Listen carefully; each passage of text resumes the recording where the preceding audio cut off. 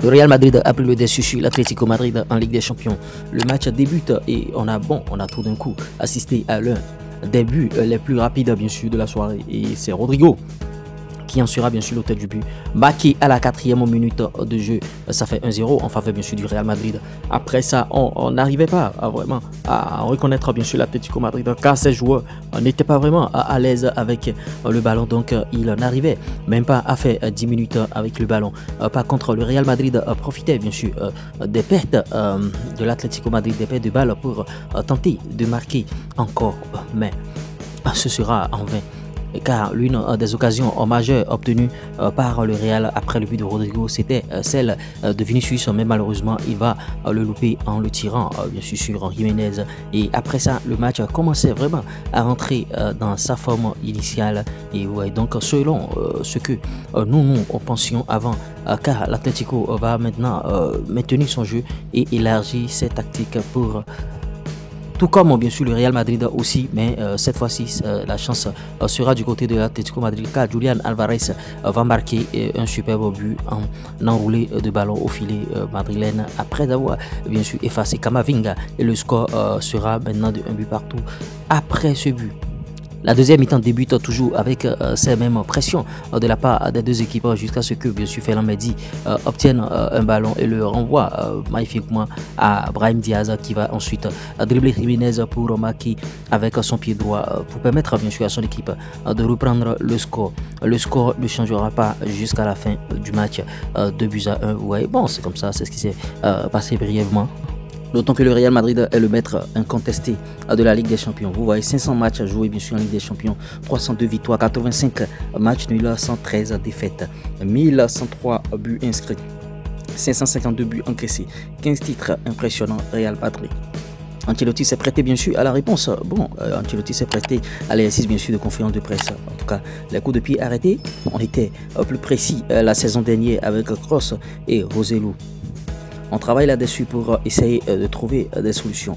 Si Mbappé a eu des problèmes physiques, non, seulement là-dedans. Il n'a pas pu s'entraîner pendant 3 jours et vous voyez à cause de ça. Fede Valverde était très heureux de pouvoir jouer à nouveau, vous voyez, et cette dernière action entre Mbappé et Vini, ça peut arriver. Il y a de la fatigue, on aurait été plus détendu avec 3-1. Le match en retour sera difficile. Camavinga et Modric, Camavinga a joué uniquement parce qu'il était plus reposé. Il souffre de problèmes de dos.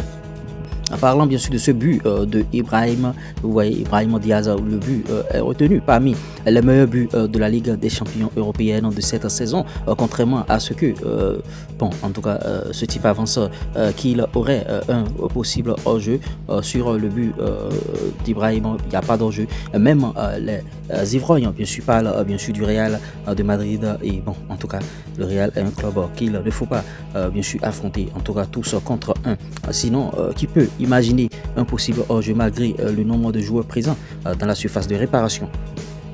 Tout le monde peut douter du Real Madrid en Liga, peut douter du Real Madrid en Coupe du Roi, mais douter du Real Madrid en Super Coupe d'Espagne aussi, mais ne doute jamais du Real Madrid quand il s'agit de la Ligue des Champions. L'Atlético Madrid a une belle équipe bien sûr avec un bon système de jeu, mais le Real Madrid c'est une autre chose bien sûr en Ligue des Champions. Et vous voyez, et bon, en tout cas, faites des captures d'écran par rapport à tout ça. Le Real Madrid, les vrais Madrilènes savent que, bon, quoi qu'il arrive, le Real ne blague pas en Ligue des Champions. Et on attend la suite, bien sûr, au match en retour. On verra ce qui va se passer.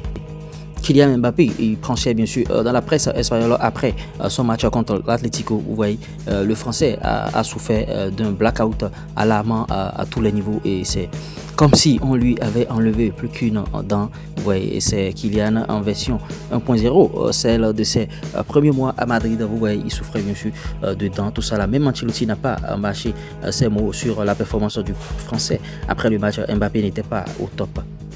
Pour rappel, Jude Bellingham sera de retour déjà pour le match retour contre l'Atlético Madrid. Il est désormais disponible pour toutes les compétitions.